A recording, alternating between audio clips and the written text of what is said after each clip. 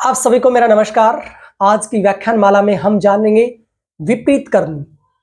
अब बहुत से साधकों का, बहुत से विद्यार्थियों का ये प्रश्न था कि सर विपरीत करनी मुद्राओं में शामिल करें या विपरीत करनी को आसनों में शामिल करें, क्योंकि आजकल विपरीत करनी को आसनों की तरह से करवाया जाता है। बिल्कुल जायज प्रश्न है, बहुत ही अच्छा प्रश्न है। देखिए, और कुछ लोग विपरीत करनी और सर्वांग आसन को एक ही मान लेते हैं। देखिए, दोनों अलग अलग आसन हैं। हालांकि जो विपरीत करनी है, तो विपरीत का मतलब होता है उल्टा, यानी विपरीत यानी इनवर्टेड, और करनी का मतलब होता है करना, डू। तो विपरीत करनी हठ योग ग्रंथों में एक मुद्रा के रूप में वर्णन मिलता है। यानी हठ योग के जितने भी ग्रंथ हैं उन सब के अंदर इसको मुद्राओं में शामिल किया गया है। आपने एक श्लोक सुना भी होगा, हठ योग हठ प्रदीपिका में है, महामुद्रा महाबंध महावेद, महामुद्रा महाबंध महावेद खेचरी, उड़ियान बंद मूल बंद जालंधर बंद, विपरीत करनी वज्रोली शक्ति चालिनी। तो वज्रोली, ये जो 10 मुद्राएं हैं इनके अंदर शामिल की गई है। तो वज्रोली हठयोग ग्रंथों में एक मुद्रा है जो बुढ़ापा, मृत्यु और दुखों का नाश करने वाली इस मुद्रा को बताया है कि इस मुद्रा के अभ्यास से बुढ़ापा, मृत्यु और दुखों का नाश होता है। हठयोग ग्रंथों में ऐसा बताया है कि जो नाभि के मध्य सूर्य और जो तालु प्रदेश होता है वहां पर चंद्रमा का निवास होता है, और चंद्रमा से जो बहने वाला जो अमृत है वो जो नाभि प्रदेश है सूर्य के ऊपर आता है और वो हमारे शरीर को क्षीण करता रहता है, यानी नष्ट होता रहता है। वो अमृत है, उसका पूरा लाभ हमें नहीं मिलता है।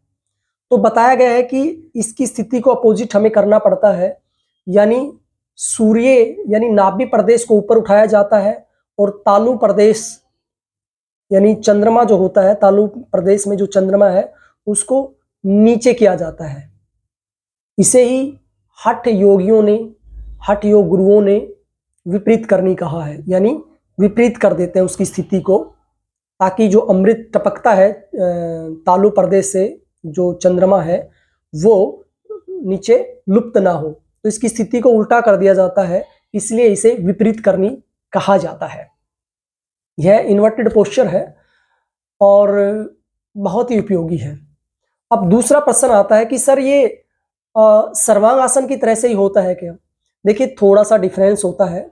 सर्वांग आसन में बिल्कुल पैर सीधे होते हैं, एकदम 90 डिग्री होती है, गर्दन के साथ बिल्कुल सीधा होता है।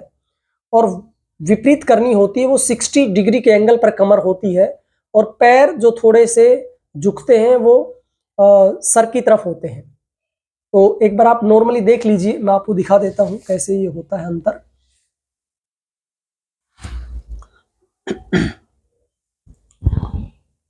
ये देखिए, आप जब ऐसे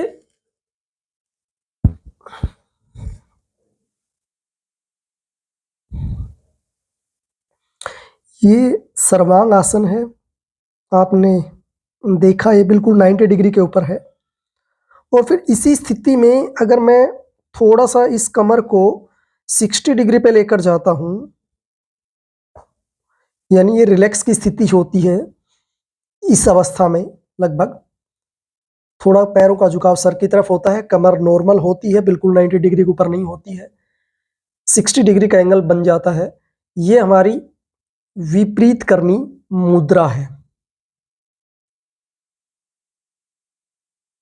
और धीरे धीरे फिर हम वापिस आ जाते हैं।